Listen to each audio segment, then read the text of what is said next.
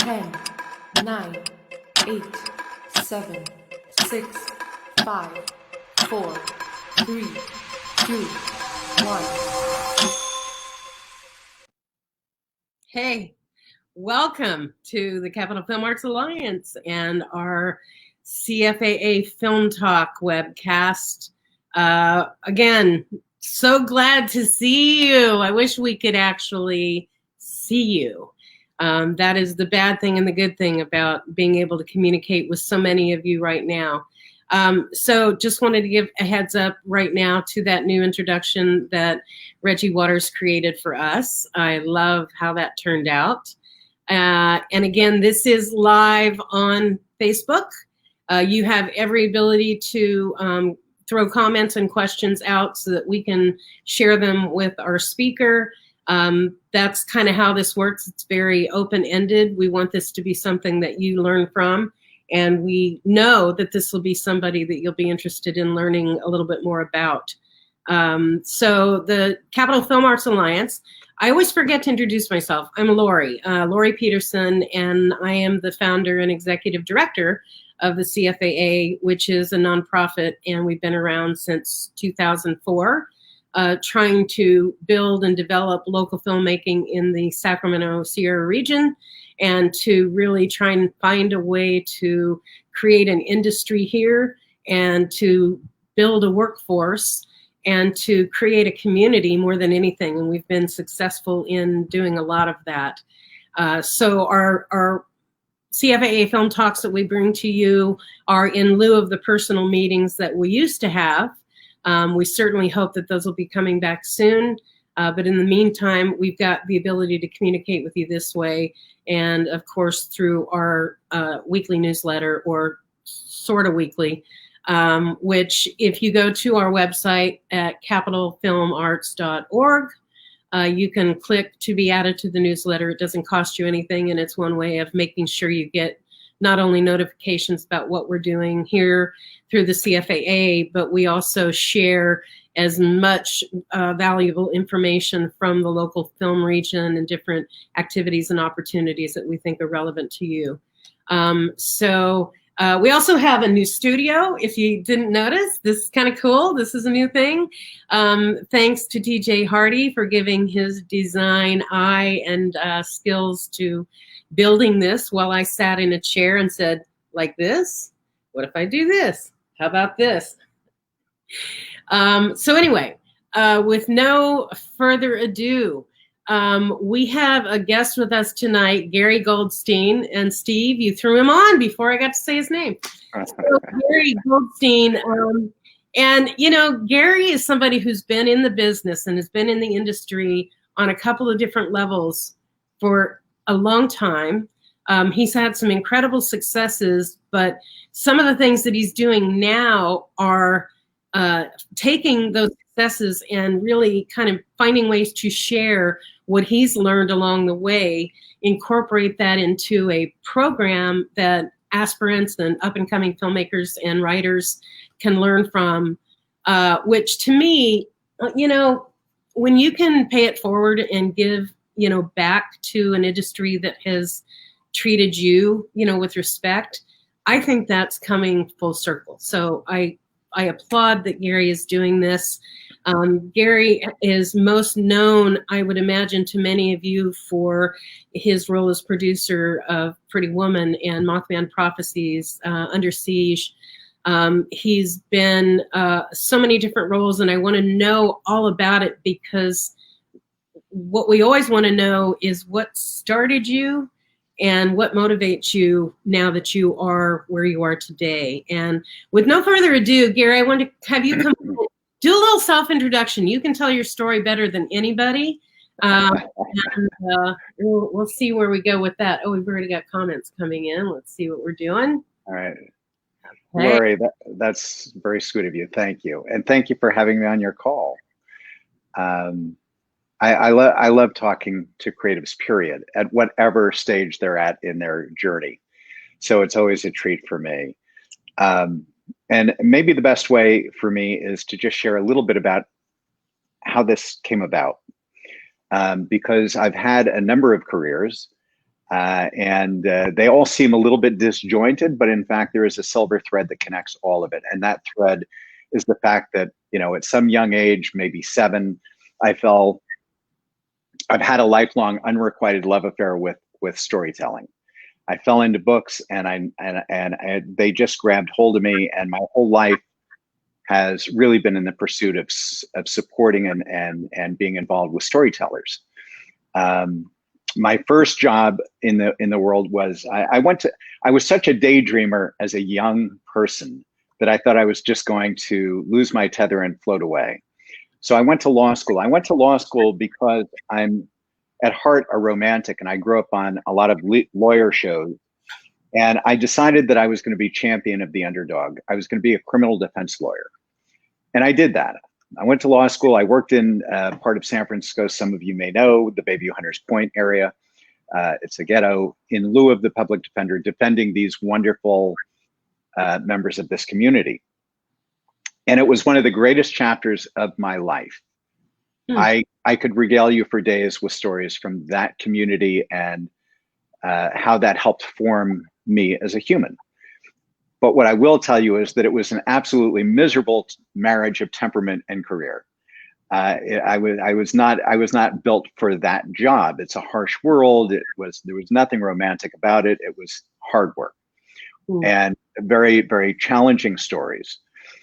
So after a period of time, I decided that I was going to pursue a different life. One of my heroes at the time was a gentleman named Maxwell Perkins, who spent his entire adulthood, probably 45 years, I don't know, as an editor at Scribner and Sons. And he single-handedly discovered, nurtured, launched the careers, and was father figure to half of the great American authors of the 20th century. It was Faulkner and Hemingway and Ring Lardner and Thomas Wolfe, on and on and on. And he was as good a writer as they were. And I thought, gosh, if I could be mini Max, if I could be a version of Max, but not in publishing, it didn't call to me.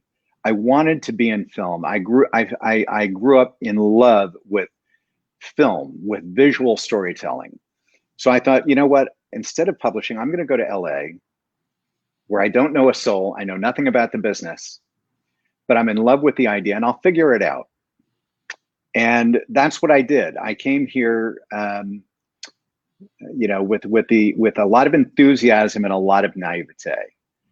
And when I arrived, two things are worth noting. One is that I didn't know a soul, so I joined an outdoor health club, and I played tennis.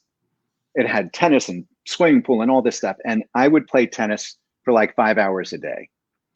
The reason was I figured, who is free during the middle of the day to be at a health club?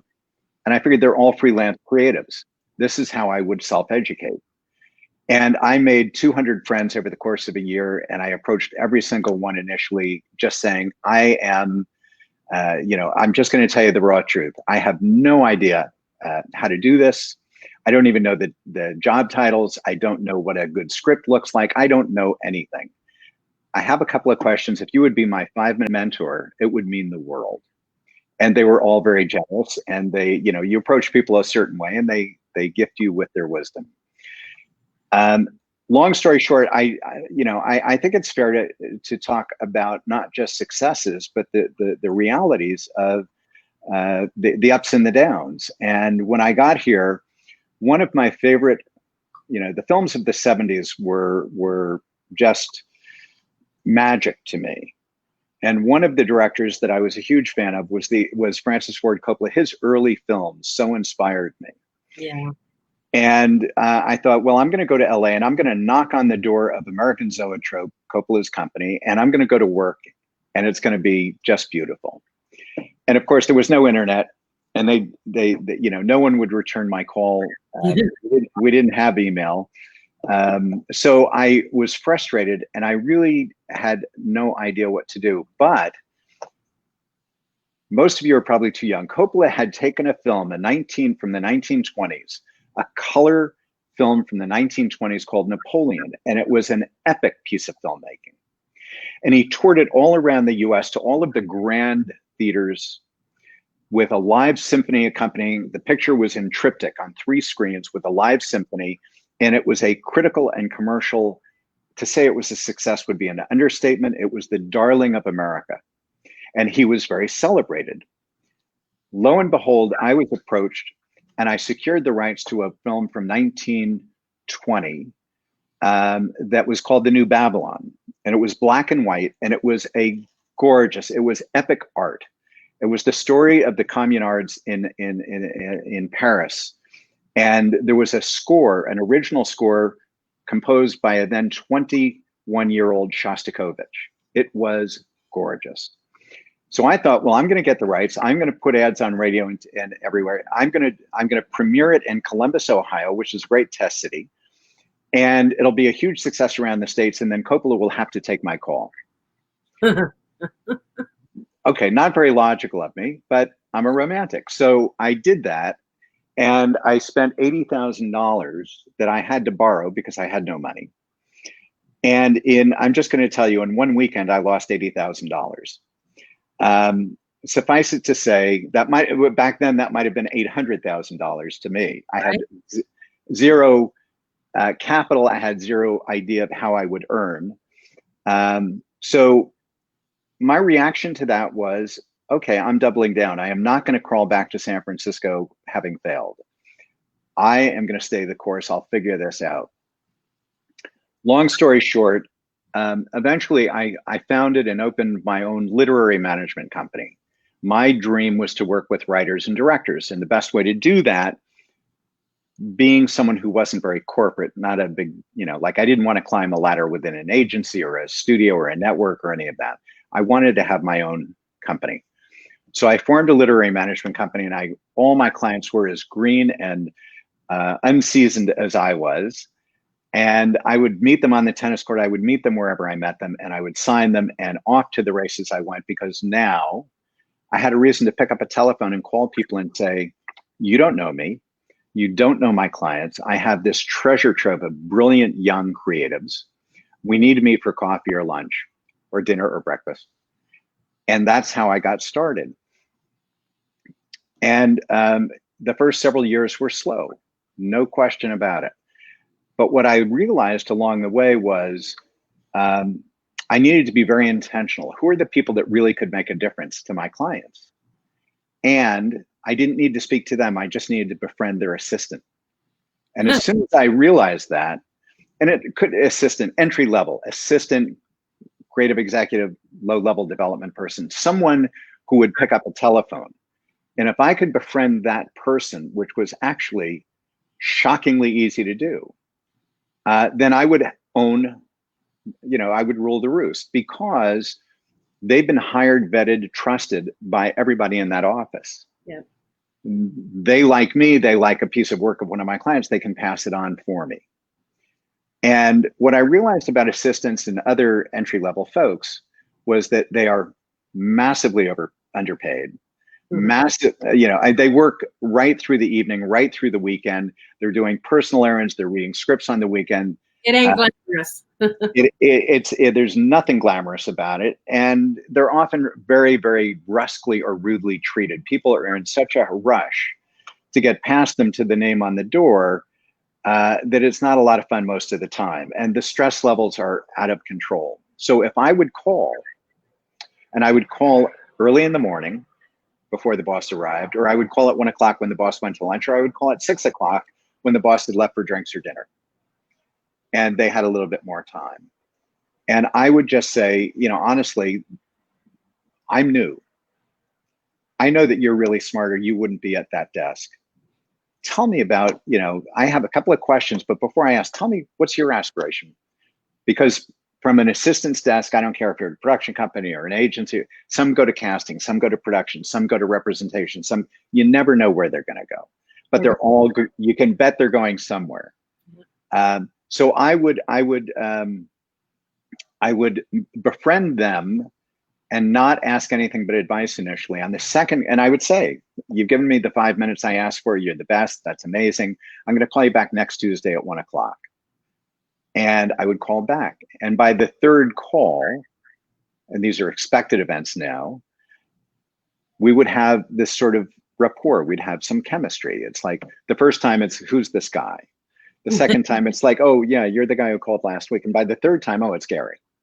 Right. And then I realized that instead of asking advice, I could start to say, how can I help you? And by the way, I've done a little research. I know that you like X, or you're part of this philanthropy, or you went to, you hail from this school or this hometown.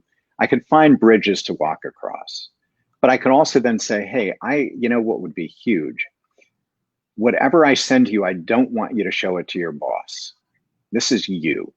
I want you as my mentor. I do not want to speak to your boss. No one has ever said that to them.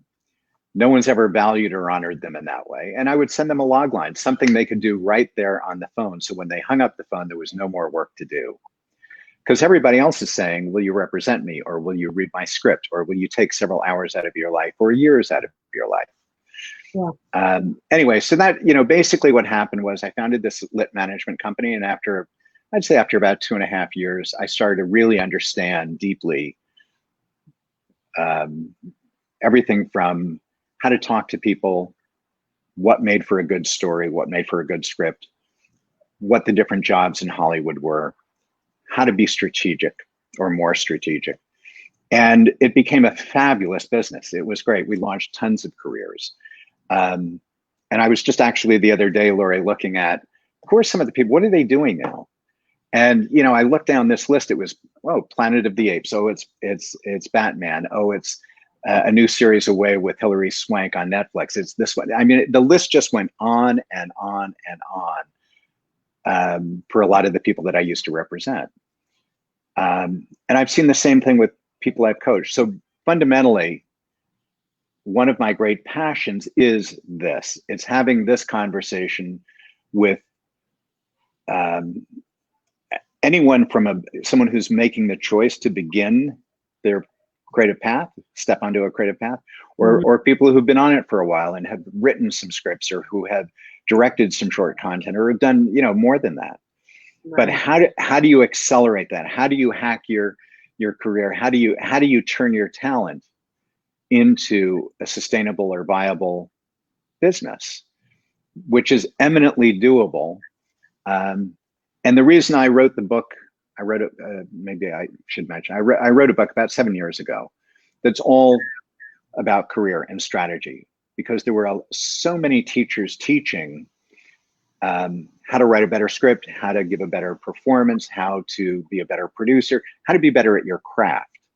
But there were not a lot of people talking about how do you build a career.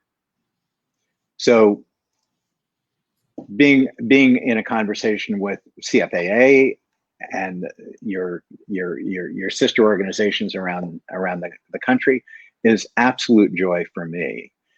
But it's, it always looks, the grass always looks greener. I will, I could sit here and regale you with stories of all the films that didn't get made that were equally meritorious as the ones that got made. But what's important, and those, I'm going to shut up in a second, but the key takeaway here is that the film, and when I say film, I mean everything. I don't care if you're talking about docuseries or films or TV series, any form of creativity, animation, you name it, it's all the same.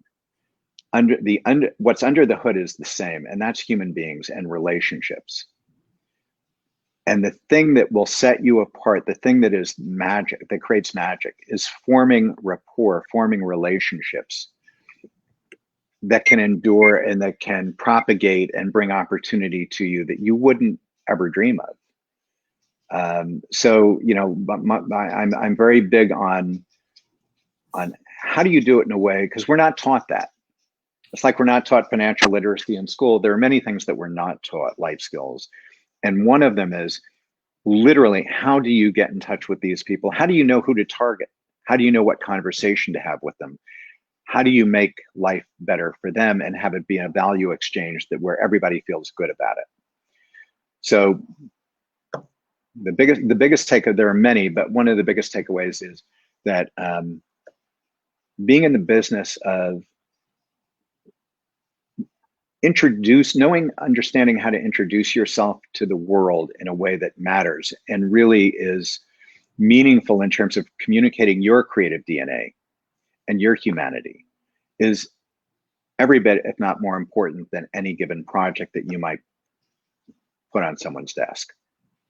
Truly. And I think, a lot of times people just benefit so much from learning the path of others, learning, the right things and the wrong things, the lessons learned along the way. Again, I was saying this as we introduced, paying it forward to me and ensuring that you can have effect on somebody else's success. To me, that's the greatest reward I ever feel. And this is something where I think when you've got your path going into literary management, were you specializing in either written or screenplay or all different types of literary works? And then also, what took you from that into your path in producing? Because that's kind of jumping off another peer at that point as well, right? Yes, definitely. I mean, initially, the literary management, my focus as a manager was to discover the most talented young unknown artists I could find, specifically in the areas of film and TV. Remember, back then, for example, I who could have known what was coming down the pike? Today, with all the streamers and the networks and everybody competing, I find I'm a big fan of docuseries, documentaries, alternative content. There's all sorts of opportunity today that didn't really exist back then. So back then, my focus was feature film, whether it be indie, and there were many indie companies back then, or major studio projects of films. Or on the other hand, same with television only, that was basically all network and cable driven. So those were the areas that I was playing in. And I started out really with writers, directors, and then some hyphenates, writer, director, hyphenates, as well as some actors. The majority of my clients were writers or directors or both, and then a smaller number were actors, because the same applies across. There's a different language, but the same tactics, the same ideas lead to success. And then that company, it became quite successful, and I was really enjoying it. But then, this is going to date myself, but in 1988, the writers went on strike. Yeah. And that's, and the WGA and the studios were really at loggerheads, and it was very evident this was not going to be several months. This was going to be a protracted environment in which all of us could not do what we were there to do. You couldn't work. You couldn't sell a script. You couldn't produce anything. So I'm not patient in business. I'm not good at cooling my heels. So I turned to one of my young clients who was a film school dropout, and said to him, "Look, you've always wanted to direct, and I think I should produce a film. I think we should do it together. We'll be Dumb and Dumber. We'll go out into the world and we'll see what this is all about." So, long story short, I raised what I thought was part of a budget. I went to a low budget film company, and the guy actually said yes. And he offered me, it was just shy of a couple of $100,000 almost. And I went back to Jonathan, my client, and I said, "Well, I have the first 200. He said, "First 200, that's all we need. That's a budget." And I was like, "Well, you've not done this, I've not done this, but you know what? I'm gonna say that makes sense. So we're gonna make a film for what we have." And long story short, we did. My first film was our first film was called "Cannibal Women in the Avocado Jungle of Death," and it was a feminist spoof comedy based on Joseph Conrad's Heart of Darkness. And we made this film with Bill Maher and Shannon Tweed and Adrienne Barbeau, and we didn't have a clue what we were doing. We had 1 month before we were going to Sundance to a workshop. We were going to a workshop because this young writer who was now about to direct had written a spec. I'd asked him to write a spec romance for reasons I won't bore you with, but I'd asked him to write this spec that was a real strong two-hander, great male-female role, not expensive. If we didn't have a big budget, I could make it independently. And he turned in a script called 3000 that was absolutely one of the best things I'd ever read. And it turns out that was the film that, unbeknownst to me, was not going to be an indie film. It ended up being a Disney or a Touchstone film, and it became Pretty Woman. So we were invited, based on the strength of the script, to go to Sundance. So we had, from the day I got $200,000, we had 4 weeks till we were getting on a plane to go to Utah. And I said to Jonathan, so we'll make it when we get back. He said, no, I don't want to think about it when we're back. Let's make it before we go. And I said, well, okay, that makes sense to me. So we turned my management company into a production office, but it was just the two of us. So he was wearing 7 hats. I was wearing 7 hats. We weren't sleeping. And a week into our 2-week pre-production period. When you're shooting are you shooting on film? Oh, absolutely. So kids, back in this is back in the old days, right? Real film. This is bullshit. This is no bullshit. Yeah. Anyway, so I said to him, Jonathan, I love what we're doing, but we haven't slept in a week, and I think we're supposed to have a crew. So that night we called everybody we knew and said, invite everybody you know, and we're hiring a crew tomorrow. And people would show up, and if they were well dressed, you're the wardrobe person, and if they had ever shot a camera, you're the cinematographer. It was just like we needed 40 people, and we hired them within about 3 hours, and we had our first production meeting during hour 4. And I stood up in front of these people with no idea what to say, but I made a speech, and off we went. We ended up shooting the film in 11 days, editing it in 3 days, and jumping on a plane to Sundance. But that film, well, it played on cable for 15 years. Wait, what? Okay, what was it called again? Cannibal Women? Cannibal Women in the Avocado Jungle of Death. And the simple takeaway was that making any film, whether it's a short film, it's like just making a story come to life, was so intoxicating. I got the bug. And in that moment, I decided that I was going to slowly unravel and close my management company in favor of full-time producing. And that's basically what happened. And, so it was, sometimes you don't make decisions. Decisions are almost made for you. I didn't plan the writer's strike, but it gave me an opportunity to sort of step up my game, if you will. Flex other muscles that you didn't even know you had. Yeah. Yeah. And so did that movie make it into Sundance, or was that just a Sundance workshop that you were doing and producing it? You mean the precursor to Pretty Woman? Yeah, the Cannibal Women movie. Oh, no, that was totally separate. The film that we were taking to the workshop was called 3000, and it was Pretty Woman without the happy ending, basically, where boy and girl don't stay together at the end. Oh. And it was absolutely gorgeous and very moving.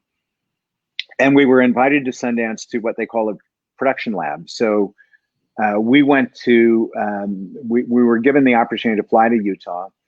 It was, I don't know if it was a week or 10 days, something. And we were working with A-level talent who volunteered their time, because Sundance was such a big deal, still is.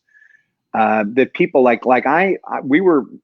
we had A-level actors in these roles. We were taping, not filming, but we were taping scenes, and we were getting feedback.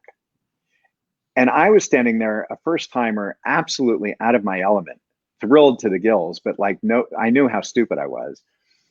And I have Paul Hirsch standing, whispering creative notes in my ear. Now, many of you may not know, or many of you may know, Paul Hirsch is one of the most celebrated editors ever in film. Star Wars, I can't even begin to tell you the list of the award-winning films that he has edited. And Paul Hirsch who's a god in film, is giving Gary, the newbie, creative notes. So that was just such an astonishing opportunity that that was a brilliant education. It was absolutely met a lot of people, but also set the stage to a marketing platform, if you will, because everyone paid attention to which projects Sundance invited. Oh, so wow. by the time I got back to LA, it was people were very happy to take a meeting. But like every film, that film didn't go smoothly. I optioned it initially to Vestron. Vestron let me know they were declaring bankruptcy, so as not to lose the IP for the film forever, had to make a cash deal to take it away, get it back out, re-optioned it to New Regency, which was just a young startup at the time. No one really knew them. But I knew an executive there, but we hit the doldrums yet again. And during that time, I took the script and thought, well, it's tied up. I can't do anything with it, but I can use it as a writing sample to try and get this writer other work. So I called up one of the fellows I knew who was a senior executive over at Touchstone. And I said, I'm going to send you the script, and it's not for Disney. It's about a hooker. And but here's the deal. We're coming a week from today. Put it on your books. We're coming out a week from today, and we're going to pitch you not one, but two Disney appropriate movie ideas. And you're going to want to be in business with this writer. That's how good he is. I promise you, when you read the script, you're going to want it. Well, I got a call. I would take that meeting. I would take that. Yeah, we got a call 3-4 some days, a handful of days later, and he said, we want to buy the script. And I told him, I think you read the wrong script. It's the one about the prostitute. And he said, no, we want it. And that sort of set in motion. Again, you never know. That's why relationships are so important. You can't possibly know what's on the other side of the conversation.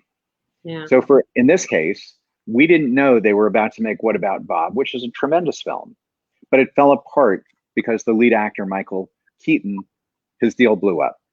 They later made it with Bill Murray, but they ended up with a full production, a full crew.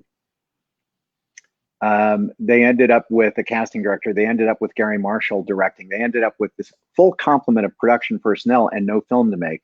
And they decided that we were going to be the solution, and they would slot us in if only we could lighten the tone a little bit, which I, of course, said, we know how to do that. And off we went to the races. So there's so many variables and there's so many unknowns. The only thing that's constant is if you have these human conversations, these relationships where people can toss opportunity in front of you that you might not expect. Truly. So from those experiences,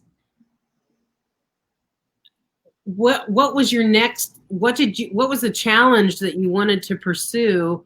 When you have a movie that, certainly hits this checks all the boxes that Pretty Woman does. To this day, we're celebrating the 20th anniversary of a film, which in itself, that doesn't happen very often, where you literally see, the universe stop and pay homage to something that you've done in your life's, work. So kudos to being a part of that kind of a production.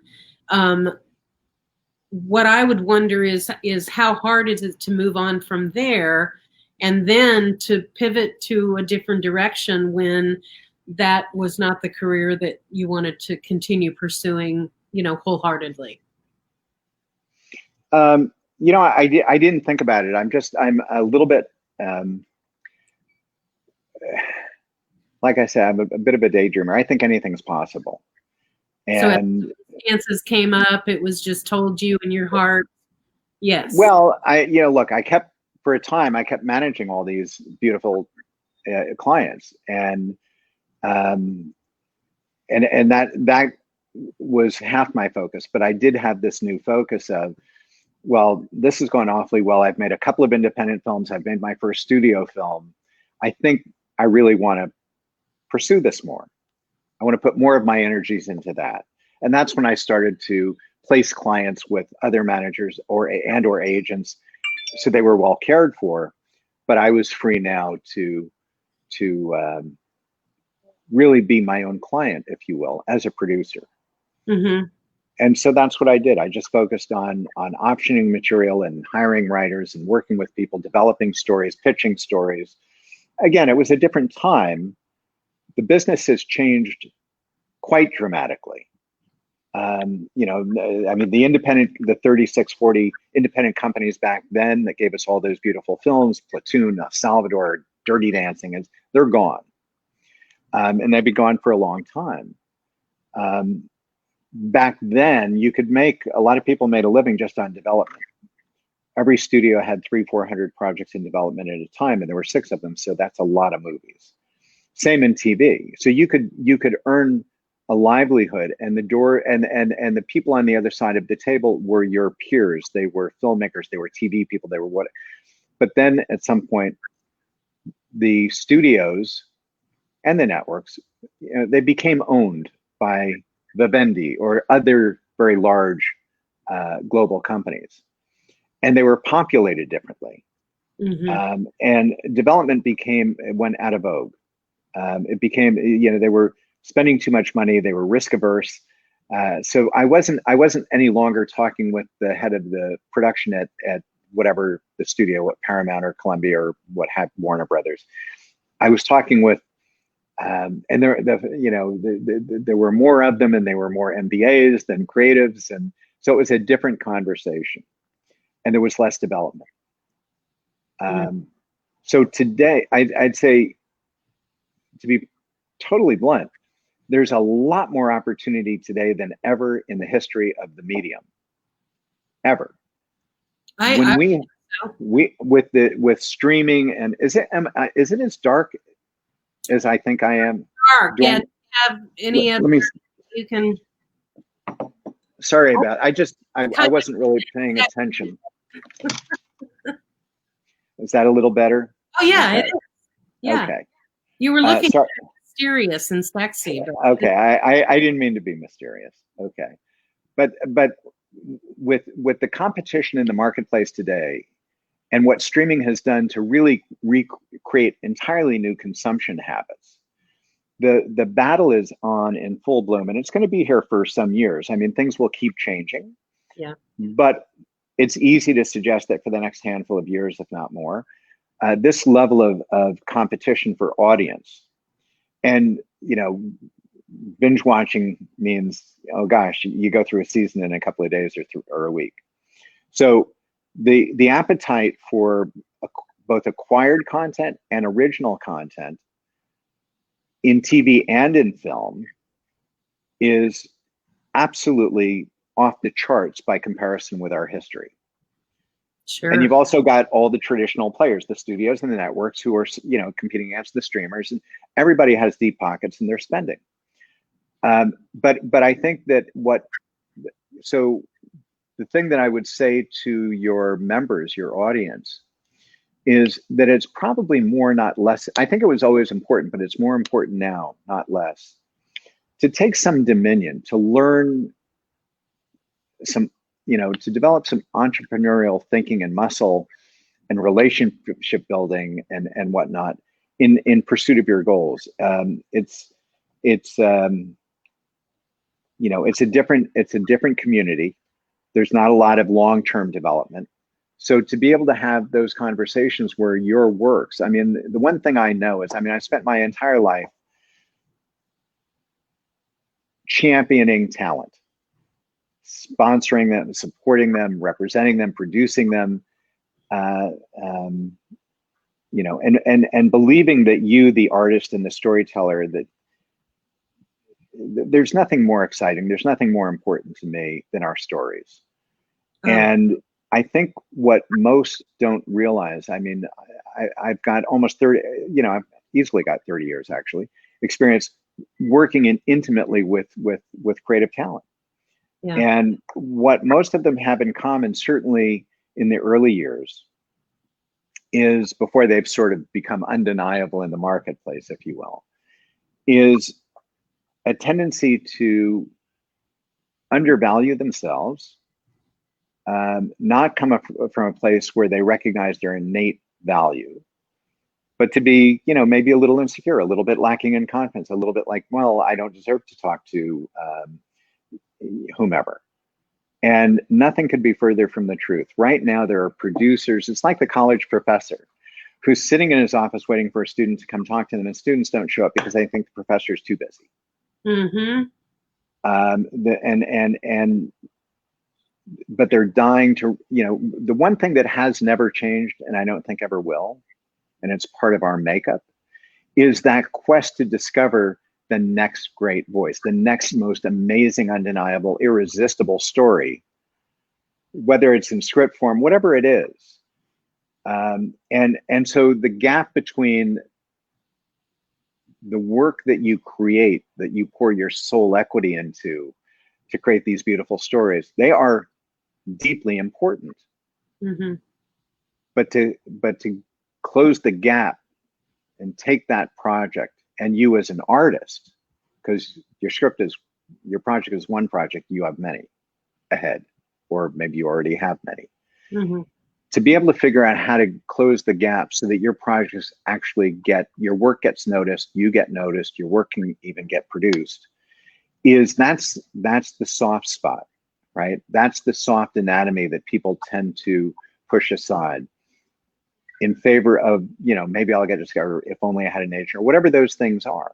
Yeah. The truth that I'm here to share with you is that I was an absolute, I'm a kid from Long Island who grew up in San Francisco. I had no connections. I've learned through managing people and later just coaching people.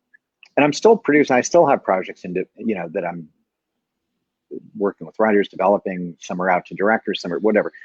It's just a fabulous thing to be able to put a story together and get it produced. Surely. You deserve to know the simple things, the basics that work, and the people, how to target them, how to talk to them, how to walk across the bridge that gets you where you want to go and helps them get where they want to go. Yeah. So the game on some levels has changed because the ownership is different, the lack of development is different. There are certain things that are different. There are no indie companies, but there are streamers. That's a lot of changes. But underneath it all,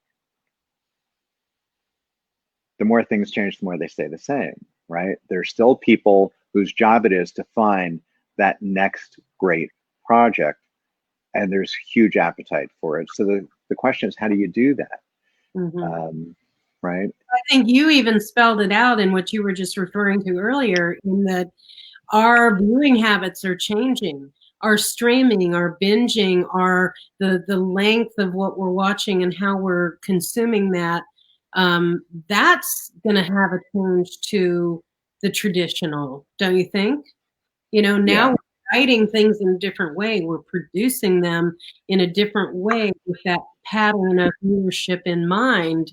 I know as a viewer, what I watch and how it's produced makes a big difference as to how enjoyable my experience is. And I just think we're getting better and better about really understanding what that's looking like in this new reality, of content. Yeah. So Yeah. I mean, I think the other thing that to me is incredibly exciting, and I hope is exciting to others, is in the olden days, right? When long before the internet, when development was a big deal, and the guy running, the head of Warner Brothers on the creative side was someone that you knew. He was a friend. He was as excited about a green light, and he was basically, we were partners, right? Well, I can look back and be nostalgic and go, oh gosh, I wish. But what's interesting is that when you really look at what was going on, there was a very fixed, limited menu of entertainment that was made available to the public. It was so many films a weekend, period. New pilots twice a year would air. Some would succeed and some would fail. But the number overall was much more limited than what we're used to today. Oh, Not only is the amount of content massively increased, but what's so beautiful is the diversity of storytelling, the appetite for non-star driven, for alternative, for indie, um, uh, I mean, there's literally nothing that's off the table. If you Mhm. want to do some quirky series, if you want to do a docu-series, if you want to do, there's a home for all of it. Mhm. And people are looking to fill all those slots because their audience demands it now.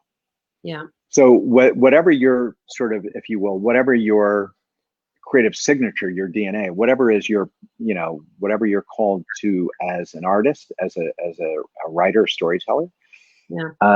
there are homes for it today, and that wasn't always true. Do you find that people are having to write differently for these new platforms? I mean, does it even change the structure of storytelling in No, the cases? I wouldn't say so. No? No, no. I mean, Or how it's produced, I guess, really, as to I, I, I add the, think, I think that people are allowed. I wouldn't say that, like, as in terms of how you craft a teleplay or a screenplay. I would say no. I would say yes if what you're getting at includes how far afield, how experimental, how different a kind of story can you tell. I mean, today we consume it all. I think there's a much more diverse storytelling marketplace today than ever, than I've ever seen, certainly. is that what led you to creating the master course? I mean, you're creating a program that's meant to really instruct very specifically. Is that kind of the motivation for wanting to do that? No, the motivation is that I love creatives, and I spent years. People would come one on one, for one on one, either phone conversation, coffee meeting, whatever it was, and they came in through every door possible. Friend of a friend, client's friend, social media, whatever it was, over the years. And people would want to know, how do I turn my talent into? How do I gain access? How do I get people to read my material? How do I make my way? And I would have these conversations to the point where I was boring myself. I was, I could share X amount in an hour, and then I had to run, and I was like a minor bird. And it's valuable if I'm sitting one on one. I can get very granular. But I thought, I just can't. I've got to be able to do better. I can't reach that many people if I'm just filling my calendar one on one. So I wrote a book, and that book, you know the book. It's Conquering Hollywood: The Screenwriter's Blueprint for Career Success. But as a dear friend of mine who's not in the business said, that title is such a lie. It's such a conceit. And I said, oh my gosh, I love that. I don't know what it means, but I love it. Why? And he said, because it's not just for screenwriters. I don't, this would work if you're an editor, if you're a cinematographer, if you're an actor. It works. It's the clearest statement and blueprint and action plan. And he went beyond that and said, not just for creatives, but anyone who has aspirations in a particular direction. Well, that's high praise, and I appreciate it. But I wrote it for creatives, and I gave it a name, screenwriters, because that's what I was best known for, to be honest. So I wrote the book, and my experience of it was as follows. I put the book out and I thought, oh, this is great. I've done my, I've made that contribution. That's my legacy play. Great. And people would read it, and they came back, and it was actually very humbling. People would say, my God, no one's ever spoken to me this way. There's a million teachers about craft. No one's ever talked to me about this stuff. And it's so clear, and you've covered all the bases. And they would say it's life-changing. The next question always, the last thing they would say was always something along the lines of, so what do I do now? And I was like, what? Okay. And then I realized, no, they're absolutely right.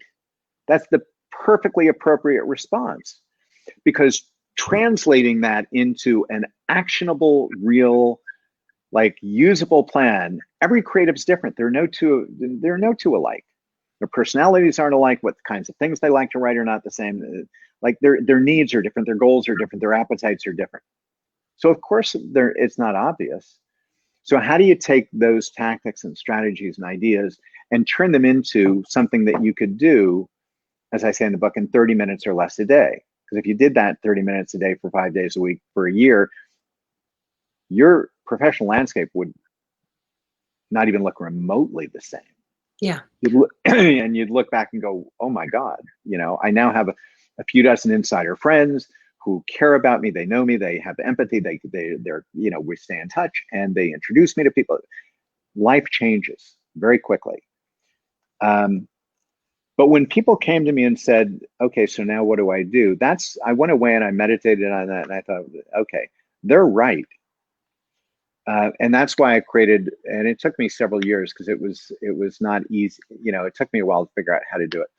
I created a masterclass, and the masterclass is really the book put into action through exercises primarily, where no two people will have anywhere near the same result.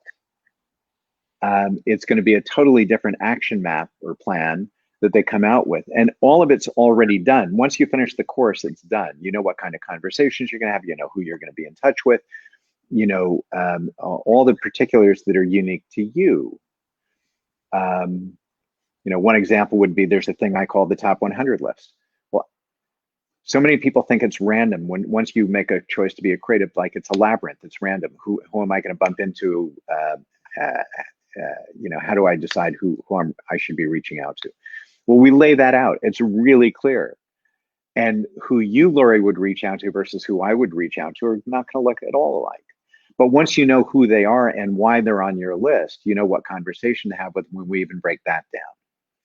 So the masterclass was like my reaction to, okay, I need a bridge. I need to take that book and translate it through this masterclass into something that is actionable without breaking a sweat.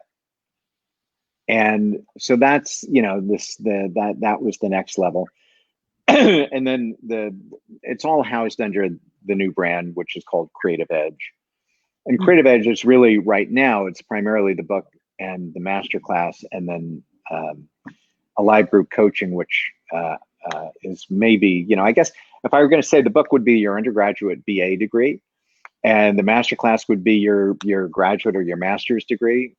And the live group coaching really would be the PhD. That's where we really nail down, solve challenges and problems that are very, very specific and unique to the individual. How do they get to go in that part of the coursework where they're working with you? How deep is it? Just a check-in, or is there actual projects that you are, hands-on involved in, or the development of? How closely do you work with your students? We go pretty deep. Now, let me put it this way. I just did a coaching call. I do it twice a month. So if people take the masterclass, they also get a free month. So they're going to get 2 calls. Those calls are a good 2 hours each. And in those 2 hours, we plumb the depths, and it's no holds barred. I mean, this is very tailored, very no holds barred, very this is all about solution. There's no theory in it. So people come and they ask, and the reason I love that is because, first of all, I think group learning is it's an accelerant. It's everybody learns from each other's situation, things they hadn't even thought of. But it is sleeves rolled up. It is, I'm going to tell you the truth. We're going to be very specific about how we break it down. And the other people in the course all, they all have the same reaction. Like, I would never have thought to ask that question. I just got a new understanding of how to do what I'm supposed to do. Anyway, so yeah, I love the coaching. I love that like nothing, because now I get to be very hands-on with people. Yeah. And here, maybe they're making a short film, or maybe they're struggling with, a project that they're they're crafting, or it could be anything. Yeah. And believe me, they are all different. So it's great. It's never boring. It's very exciting. People learning while listening, as a group, or whether they're the one asking the question. And as far as I'm concerned, like you can't do too much of that. If the call goes 2.5 hours, it goes 2.5 hours, whatever. I just love digging in and solving the problem before they leave the call. Yeah, if the conversation excites you, I mean, that's hard to put a counter on that. That's truly, and I think that's where a lot of training can fall short, in that you get the book and you get the online course, but to have the mentorship and the follow-up is probably what makes it, really truly unique, and I think beneficial, especially for this is the opportunity to talk to somebody who represents a skill level in the business and an understanding of the industry that you can't necessarily pick up the phone. Oh, by the way, I have a question. Did Francis Ford Coppola ever respond to you? No. Son of a bitch, really? No, that's okay. Listen, I didn't keep pestering. It was a long time ago. We have friends who work with him, and I'm hoping that they're on this feed and that they can tell him that. So that's. I still admire him. He's just an incredible mind. Oh, he's By the way, Lori, I didn't even ask. I can't see your chat. Are there people who have questions? Show a question right now. Mona Smothers. She had asked, I was wanting to kind of figure out if it's fitting into a topic we're already talking about, but how do you conquer / contrast the film industry path versus the YouTube industry path for the younger generation in terms of skills required and necessary actions to take? Does that? Whoa, Mona, that's a brilliant question. Thank you. You know what? I'm gonna answer it in two ways. And the first answer is the greatest gift you can give yourself, if you're earnest about being a creative, is create short content, or any content. I'm going to take the word short out of that. Create content. It's literally just log the hours, make stuff, bring in. I don't care where you recruit your crew from, film schools, this, that, Craigslist. I don't care. The greatest thing you can do is create content. And so, I would say, depending on what it is that you want to do, and of course now we shoot, but we not only can shoot a film on a cell phone and post-produce it for almost no money, we can even do animation. We can do a lot of things now that we couldn't do before. So my answer to you is, pardon my French, hell yes. Create content. Now, whether it's, you may want to try and shop it and leapfrog YouTube and try and get it in front of some people who might see it as fodder for, like a very proper piece of content that could be acquired for a certain platform, what have you. But finding an audience is the second holy grail, right? Creating content's definitely number one. So that starts with your script, but then if you can get it produced. That's like, I would beg, borrow, and steal to do that. More careers. If I told you the list of successful big names who started out with 6 and 13-minute black and white, maybe some color short films, that list is endless. The guy who did Napoleon Dynamite, that was a 13-minute black and white film that he did in his backyard, basically. Wes Anderson, Paul Thomas Anderson, anyone named Anderson, they all started making shorts. Not a one of them had an agent, not a one of them. It's just like, so create content.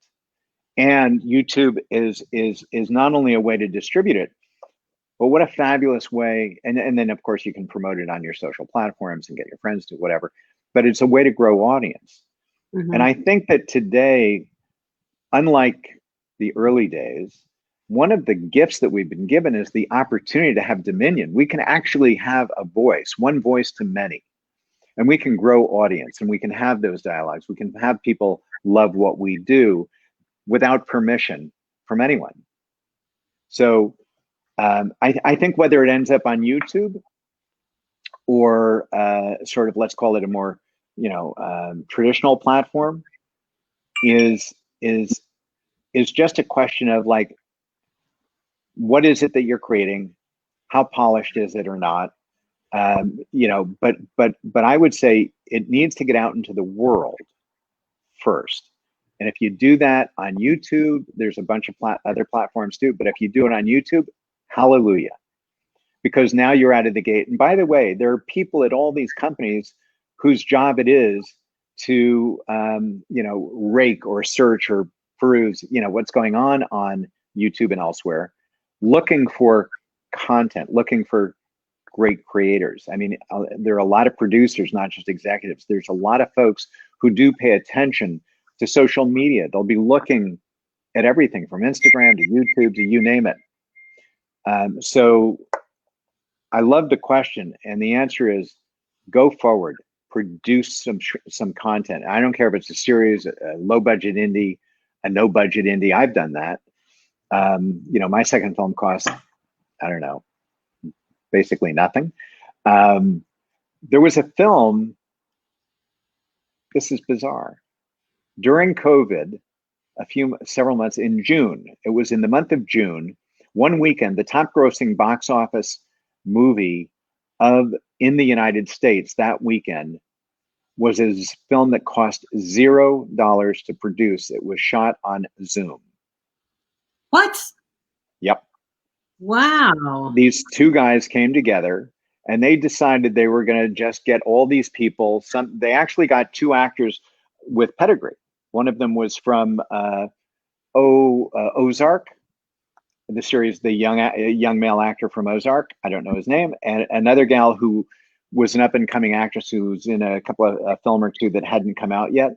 So they got some really good talent, and the rest were just friends who said, "Yeah, I'll be a character." So they did this on Zoom. They put it up in a theater for a week. They basically bought the theater, four-walled it. So they bought the theater, the screen in that complex for a week. And that alone made them the top grossing film in the country that weekend.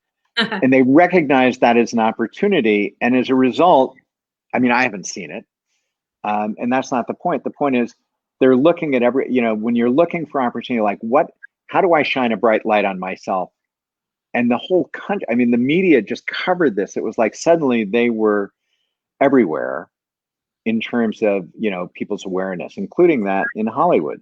Everything. Timing is everything. So, but the point is taking dominion, just bootstrapping, just creating content is the greatest gift that you can give yourself.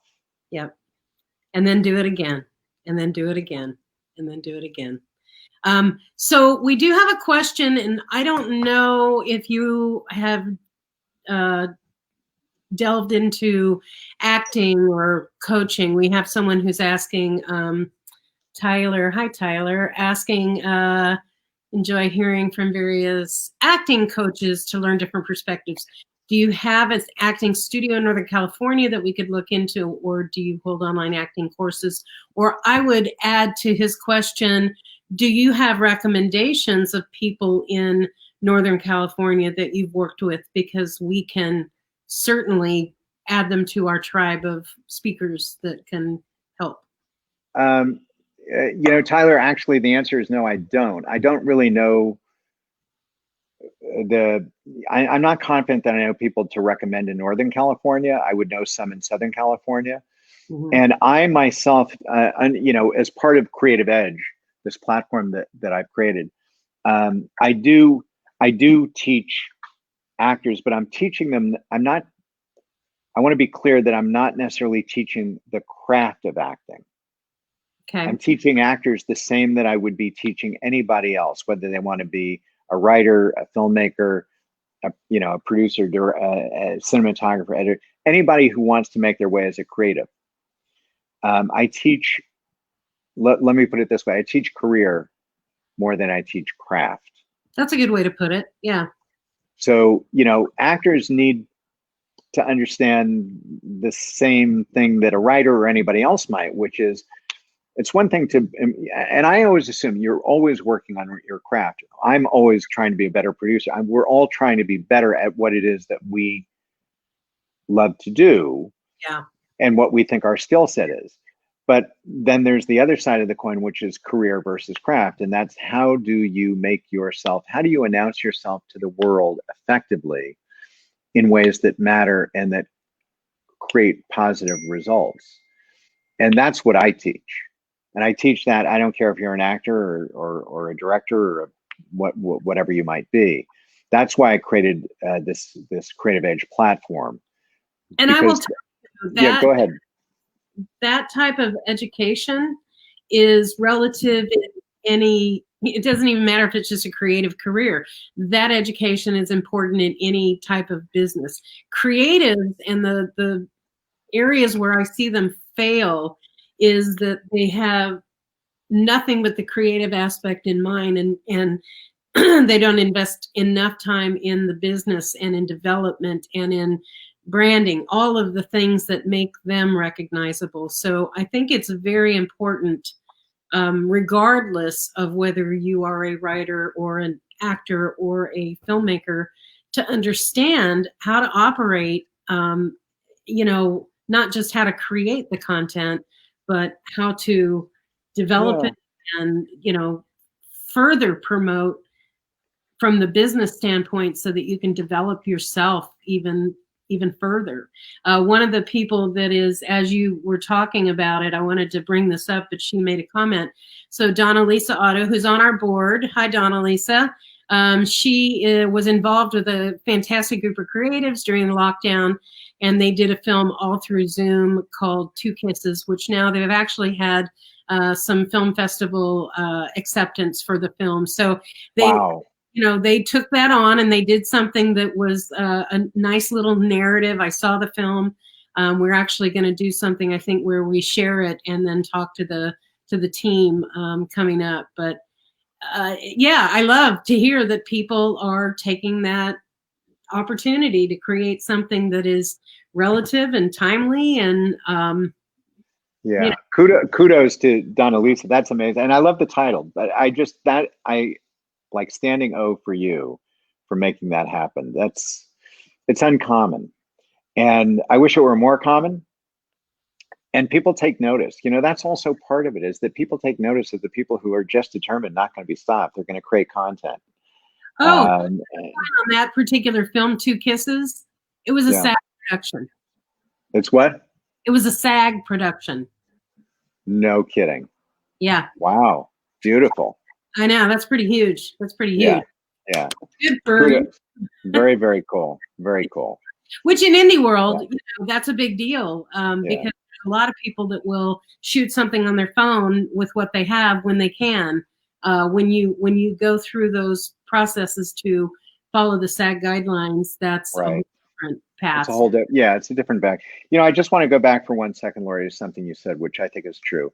Mm-hmm. We would all prefer, wouldn't it be amazing if we could create our masterwork, our novel, our screenplay, whatever it is, and someone else came along and made sure that it was funded and produced and consumed by vast numbers of human beings on the planet? That would be a lovely thing. But it really doesn't just happen, as we know. So this idea, if you were not in the creative space, if you were in a traditional retail or some other kind of industry or business, you think about what they do, and they spend, like an extraordinary percentage of their time and their human resource and their capital marketing. That's what they do. They're marketing machines, right? They'll spend 80% of their resource promoting their company and their product or service. My whole theory is that's where, God bless them, but it should be the opposite for creatives.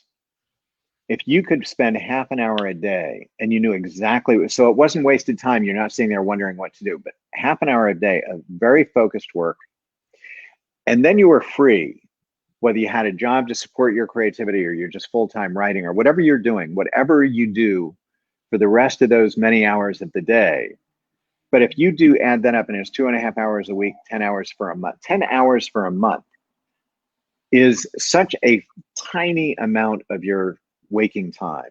Nothing, yeah. So if you could just do that, but I don't, and I actually believe that you shouldn't necessarily have to do more than that. I really believe that if you're committed to doing it and knowing what to do and learning that stuff, that's enough. And then you are free to create for the rest of the day or whatever you have available. Mm-hmm. So it's, I think a lot of people feel like, oh gosh, I need representation or whatever it might be, or a team, because it will consume my life, and it shouldn't. It doesn't need to. The problem for most is just, let's be honest, it's not knowing what to do, who to reach out to, what to say to them, in what order, what does that look like if you really break it down? And it's not mystery, it's not magic. Yeah. But it's also not sending out, blind queries or communications, because it doesn't, that's often just an incredible source of frustration. Yeah, absolutely. Just checking this. Anyway, that's super cool. I love that you. Now I'm curious to see two kisses. Great. Yeah, they did a good job with it. I was pretty proud of them, and I think more than anything, just people that can take the initiative and to do something to figure it out. Yeah. And the best thing about everything I've done in the past is that each project was a lesson in what to do better and more differently. Is that a word? The next time, so that I can see that path of progression of excellence. And I love that we've been doing this long enough and have been working with so many filmmakers who really have been honing their skills and flexing their muscles for so long, and I can see that development in them. So we have an interesting community here that is very supportive, and I think when everything opens up back again, we were already on path to do some really great things in developing Sacramento as a production hub and to create a sustainable workforce and educational platforms. And so, that's just I love the vision. Yeah. And there's no, look, California should be more of an epicenter for production, and we should have more variety of locations. Sacramento is a logical place to do it. If I applaud the vision and think what you do with the fact that you have CFAA already, as mature as it is, so you're a bit of a force to be reckoned with that many members. So I think it's fantastic, and yeah, I'll happily do what I can. I think I have a number of ideas we'll share privately about how to spoke CFAA into maybe some opportunities and people that could really contribute to that larger goal, that vision of turning it into a first, top tier production community. Yeah. Well, I would love to have that conversation, and that's something that we are, like I said, we were already going great guns, and for the first time in the history of the city, we actually, me and our organization was part of creating the job description and being part of the hiring process for the city's only ever full-time film commissioner. So with that in place and the funding for that position underway, we were rocking and rolling. And she literally started the job in January. We were just starting to introduce her around, and in, like 2 months later. Yeah. So, she's been doing a lot behind the scenes and in development of that office.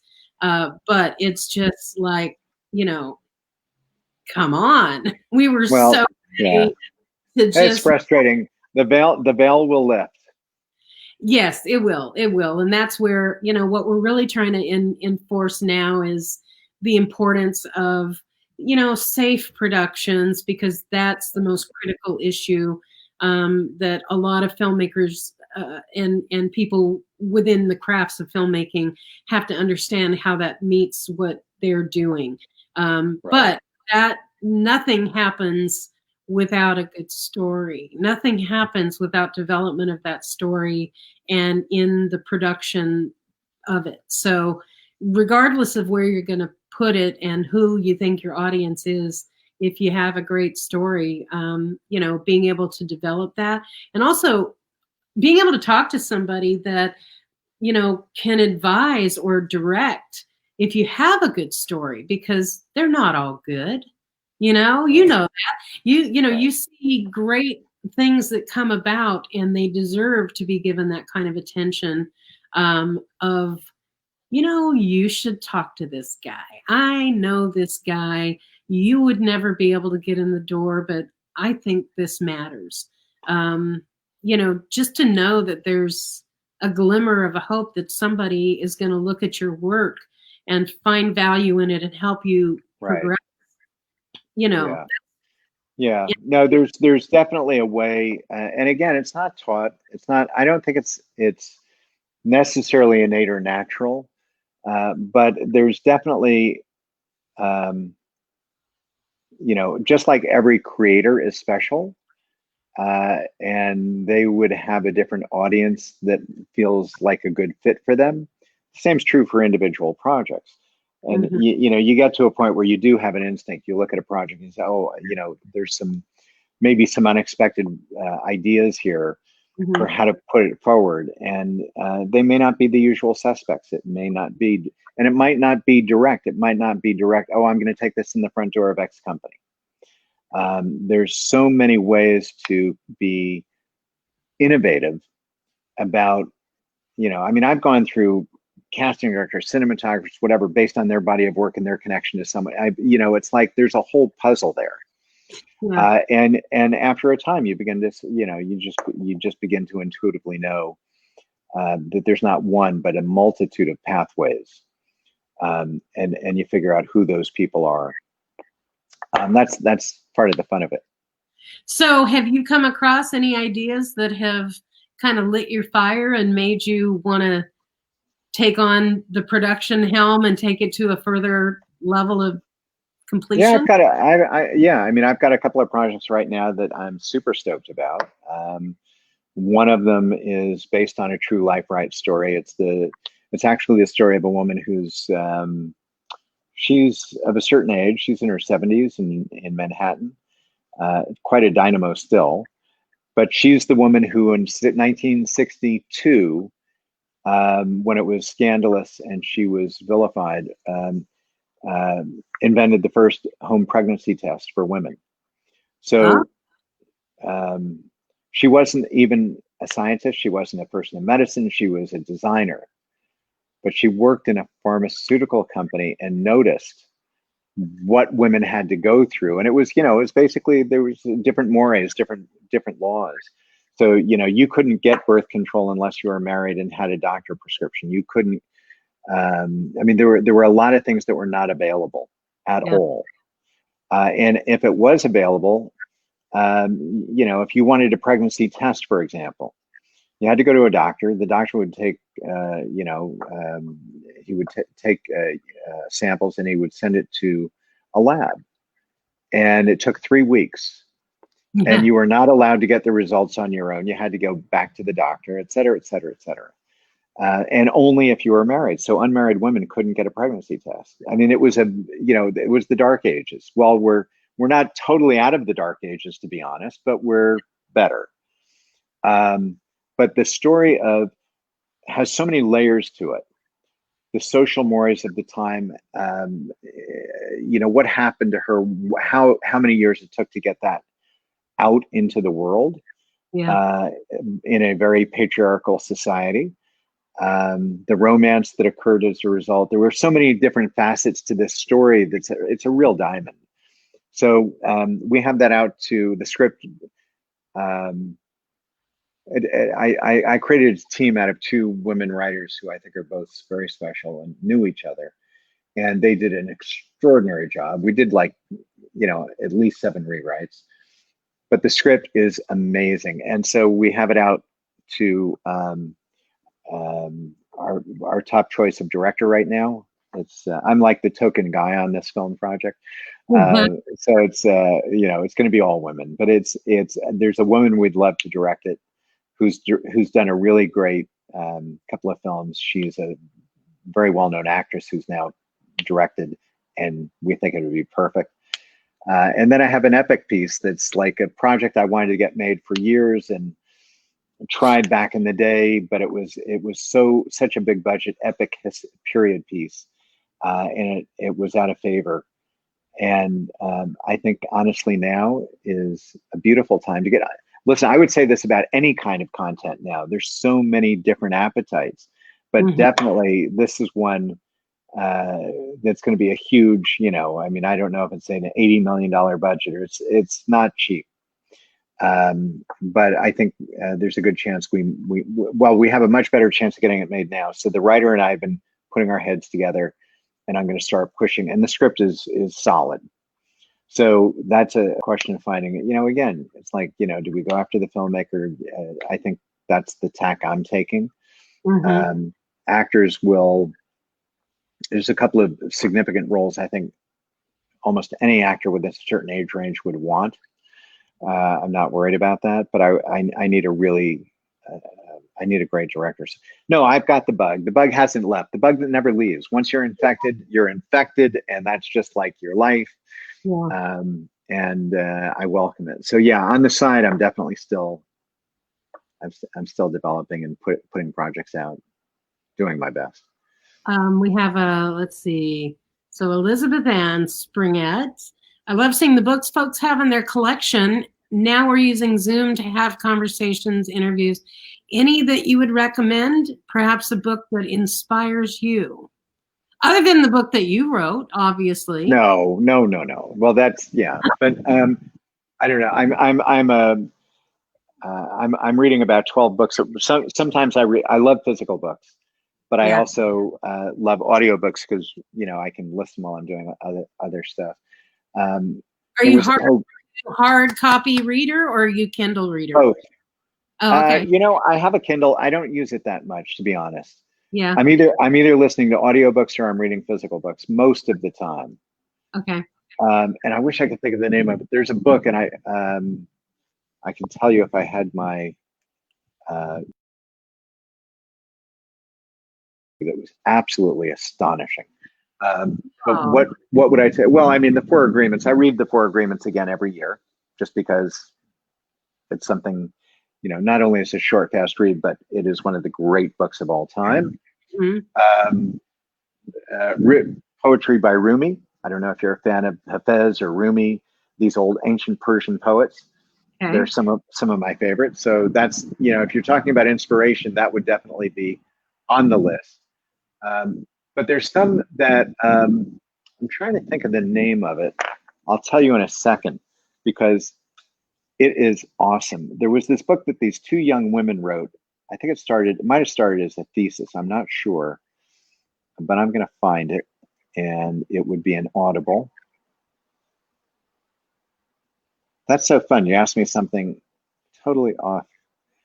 Oh, I need to look into Audible books more because I love to be able to multitask, and that's a great way of doing that. There's a book called "Tell Me Who You Are," and honestly, I was listening to a podcast, one of Tim Ferriss's podcasts. He was interviewing. He was having a conversation with an older retired black college level basketball coach, whose name escapes me at the moment. And he was, and Tim's a big reader, and he was asking this guy, he said, "You're one of the best read humans I've ever met. You read more books than anyone. You put me to shame.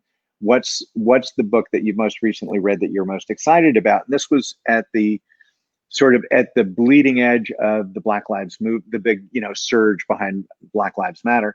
And he mentioned a book, and the way he described it was so irresistible that I got it, and I highly recommend it. It's called "Tell Me Who You Are," and it's written by two women, and I'm going to get their names terribly wrong. Winona Guo, Guo, and Priya, PR. God, could they just hide it better? Hold on. I'm adding this into the comments so that we can make sure that people can see this and hear it. See how we can be activists in our spheres of influence in whatever we do. Anyway, You're a cook. You cook for the revolution. Here is what the cover. I don't know if you can see that. That's what the cover looks like. Okay, tell me who you are. And unfortunately, the author's names. This is terrible. They're in white with a lot of colors over it, and it's really hard to read. Oh, that's bad design work. Yeah, but just put in "Tell Me Who You Are" by Winona Guo Guo, and the other author's name will come up. But anyway, that would be one that I think is socially fascinating and certainly relevant. I think Shoe Dog by Phil Knight, the founder of Nike's, a fascinating story. Actually. I'm a big fan of Dr. Joe Dispenza and his book Becoming Supernatural, which is if you're into all things quantum. Oh yeah. He's one of the most brilliant men, again, really at the tip of the arrow in that area, Dr. Joe Dispenza. So those are three. I'm trying to think if I don't want to recommend something unless, of course, another book I reread maybe almost every year is The Alchemist by Paulo Coelho. I love that book. Which is one of the more beautiful books ever written by a human being. I need to read that again. Yeah. Yeah. And you're going to laugh at me, but there's a book, there's an author that I revere. He's like one of my romantic heroes. Yeah. And I'm going to say his name wrong because I don't speak French. Antoine Saint-Exupéry, who wrote The Little Prince. And if you haven't read The Little Prince, of course you have to. You should, like as a child, it's one of the best stories out there. But The Little Prince is so brilliant. But he wrote a lot of books that people don't know about. But it's his story that's so interesting. He was an aviator who flew like in Tunisia, Morocco, all sorts of exotic parts of the world. And writing these books was what he did to pass the time. He was a romantic, adventurous soul who flew around the world and wrote these stories that are such a gift to humanity. And let's see, anything else that I think those three definitely. I don't know. I can't think of the name. I read a book by Brene Brown, who I think is brilliant. Anything by Brene is great. You're drawn and reacting to a lot of things that feed your emotional soul. It's not necessarily the diehard how to win in business without influencing or what. I mean, I've read plenty. I've read plenty of business books, but if I tell you those are the things that inspire me, I'd be lying. I mean, I pick up good nuggets, right? A friend just recommended one that I haven't read, but I'll listen to or read, because it flips things on its ear as from an investment perspective. It's not worth mentioning, but I do have an appetite for it, and I do read business books as well as other. But the question was, what's inspiring me? And yeah. I definitely lean in favor. Like at least half, if not well over half, are books that literally, I think, in some way inform me. Like Tell Me Who You Are, because socially, it's got a lot of meat on the bone. And I will tell you, I don't think I've lived under a rock. I don't think I'm particularly naive, but there was a lot that I learned that I was like gobsmacked by some of the information that came at me. And I was so impressed by what these two young women did to educate the world in ways that, growing up a white guy, there are a lot of things I don't know.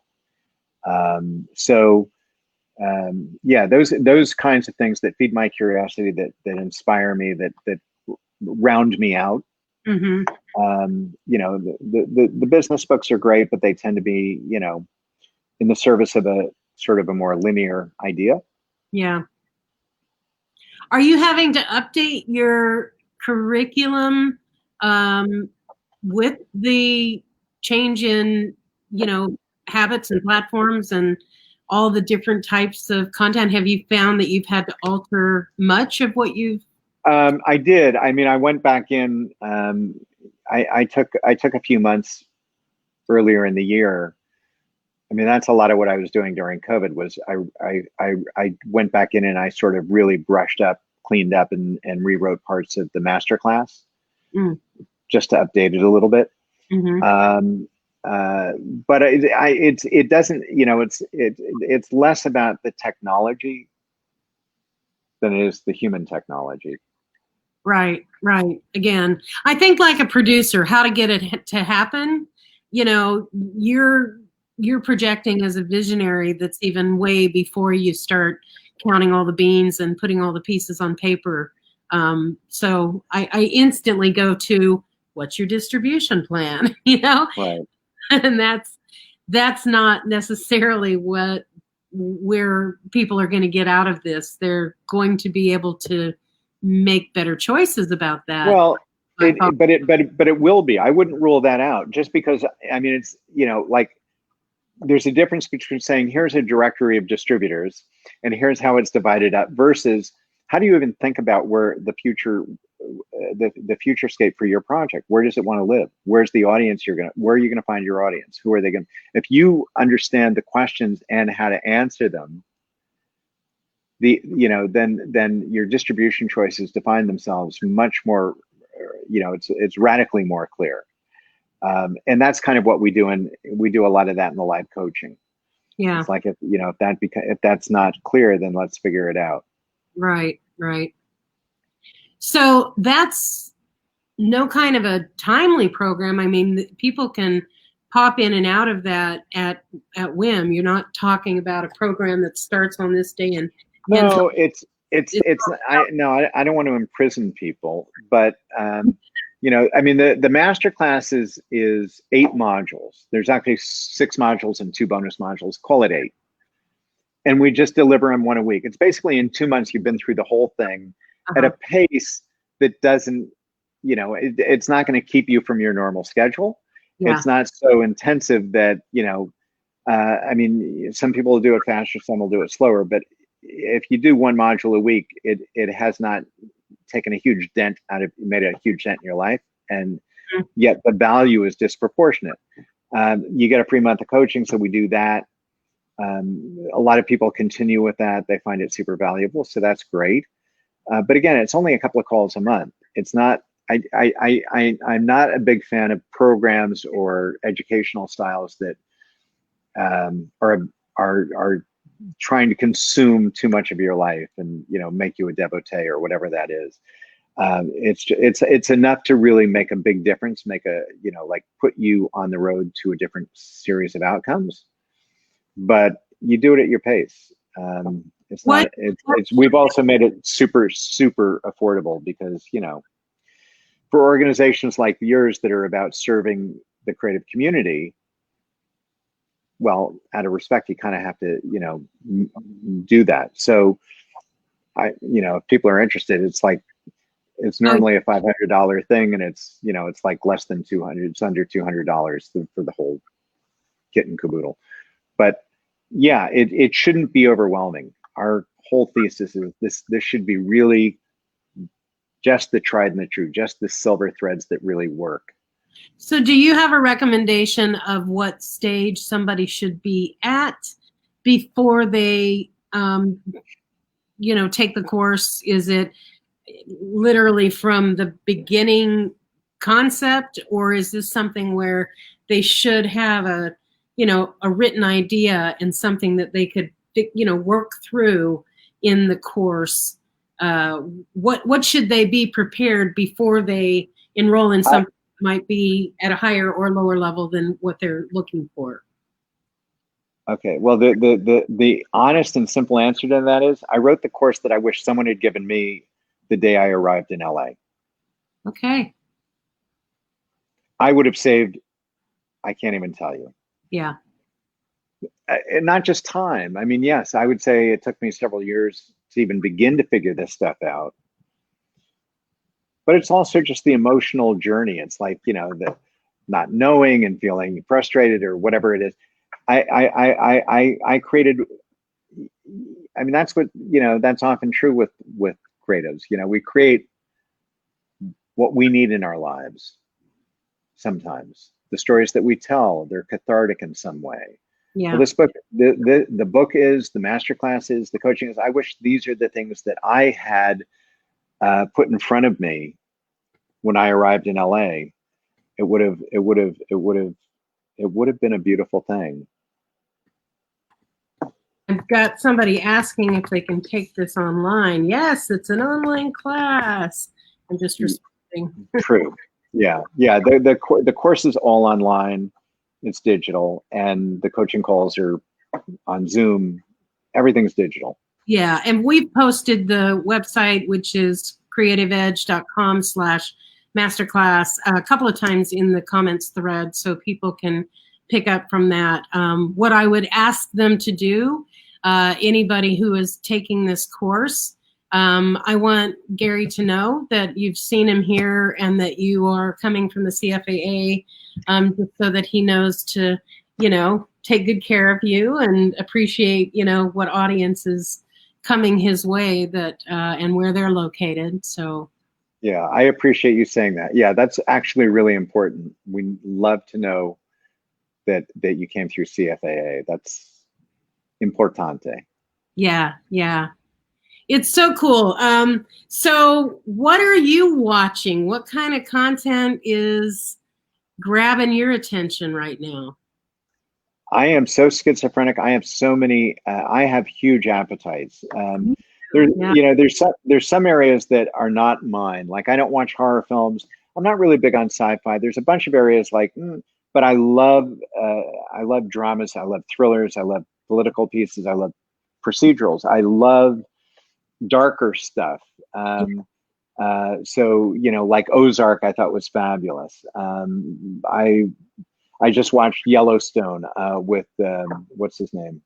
That's on my list. That's on my watch list. Yeah. Kevin Costner. I just watched my former client series. Matt Reeves. He just did a series with Hilary Swank and what's his name? Josh Charles, called Away. So good. Extraordinary.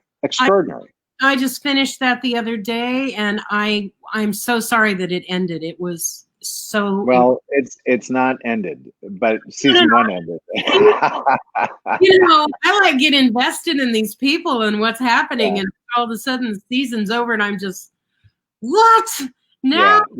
Yeah. I have to say that was one where I got. And I'm not a sci-fi horror fan either, so this was way a lot of different things. But yeah, I'm the same way. It's the But they these writers have such a gift for getting the human story out, all while entertaining us with. I'm not going to talk about it because there are people. I'm sure a lot of people on here haven't seen it yet, so I don't want to give anything away. But it's definitely, as far as I'm concerned, it's a must watch. Yes, absolutely. Can't say that enough. And Goliath, Rick, it just mentioned, is another show that I loved. Goliath. So good. I was glad he recommended that. Yeah. And there's a lot of great international stuff, like Nobel. I watched that a long time ago. I just actually, I just watched it. It's not normally, I don't watch a lot of this stuff, but I think it's The Last Kingdom. Oh, okay. Yeah. Fabulous series. Okay. About the Danes and the Brits, and I don't know what year that was, I forget, but under King Edward. Oh my God. Oh, I feel like I'm so much more informed about history between watching The Crown and God, what was the other program? So I feel like, okay, I've attended history class. Yeah, I mean, and there's a lot of stuff that I never saw when it was in the theaters, like King's Speech, and so many great films that you get to see. I mean, between Netflix and Amazon and whatever else is your habit. I will tell you, and I know I am late to the party, so don't be shaming me, people, on that. But I just watched Hamilton yesterday. Have you seen that? I went to the theater to see, yeah. Okay. See it in live. Okay, incredible. I would love to have that opportunity. Yeah. I can't tell you what an amazing job they did in the film production of it from the live stage performance, which I was kind of like, whatever. I don't think that's going to work. I was gobsmacked at how good it was, and now I'm on the Hamilton train. I can't wait to watch it. All right. Well, that's good to hear. I haven't seen this production, so I look forward to it. It's an amazing story. Amazing story. So good. So well done. And watching Lin-Manuel Miranda in his performance, all I could picture in his heart and on his face is so much pride in his story coming to life and coming to fruition through all of these different avenues, and just how fucking happy that had to have made him. That had to have been exactly where he wanted his life to go, and it's incredible. So anyway, yeah. Anything is possible. I mean, that's one of the truisms about human nature, right? We all sell ourselves short. We take our story for granted. We tell ourselves a lesser version of it, but that, it's so easy to be aware of your flaws and be a self-critic. But the truth is, each of us has the potential to contribute as much as anybody else on the planet to your field or to the world at large. It's about doing. And if you have to fake it, fake the self-belief, but go with your gut. Trust your gut. It's smarter. Yeah. It's smarter. That brain is smarter than that brain. Well, and the takeaways that I want people to have from this conversation with you are, that there is, the opportunity to continue to learn, not just to learn your craft and to hone that, but to understand your responsibility in the way to promote yourself and to promote your business or however you're representing yourself is as critically important. So the fact that, here's somebody we're talking to that's sharing that information, I hope that many of you can take advantage of his class and really find the ways to make that work. I would absolutely love to hear reports from any of you that jump on board with the class and or all the courses that he offers, so that we can figure out, really what this is like from the perspective of the person on the other end and what they're learning. So the fact that we've had you here to be able to introduce that and share it, we're going to continue to put the details out through our newsletter and website and all the different platforms that we have to continue to push details. This will be on our YouTube channel and on our website as well, so people that weren't able to make the live conversation will be able to access what we're doing and saying here, in addition to the comments and the questions and the details that we've reiterated for people's reference in the chat. So this is a ongoing thing. I just, I love that you're staying busy and that you're making things happen on behalf of other people's success. So I really want to know more about that, because I can see at some point, that's where your story will evolve. And that's in the fact that you can really look at how your work has affected other people positively. So thank you for doing that. Thank you for talking with us. Absolutely. Yeah, it was really fun. I love it. I appreciate that you invited me. I wish I could see your people live and answer more questions, but we can always do it again. In the meantime, I'm very grateful. I appreciate you letting me share. We have a screenwriters lab that meets every month, and they do meet by Zoom. So I can already hear our coordinators' ears, burning as they're thinking about ways they could introduce more specific content to the writers group, and maybe in more of a enjoined kind of Zoom format. So there's lots of different things that we can do. And again, that whole conversation about where you can help in our community to even build the industry that we want to build here. I would love to know more about that and figure out how to work you into that conversation that we're having, constantly. Absolutely. Yeah. I love what you're doing. And so it's an absolute pleasure. Well, on behalf of Sacramento and Northern California and everybody that is here on our, website and Facebook tonight, we so much thank you for the time. And it was really great to see you because I haven't seen you in person in a long time. Long time. Yeah. And as a matter of fact, you will notice that both Kenzie and Terry were signed on to this chat. So I had no idea. Terry Simpson and Kenzie Bruce were signed on. Oh my God. So I made sure to let them know that you would be here. So all right, well, give them a big hug for me. I will. I guess a digital hug. A virtual hug. All right. Thank you again. All right. Lori, thank you so much. This is a treat, and I wish everyone a beautiful, beautiful evening. Thanks. And thanks for having me. Thank you. And it won't be the last time. We'll see you soon. All righty. Okay. All right. Much appreciated. You have a beautiful night. You too. Bye-bye. All right. Bye-bye.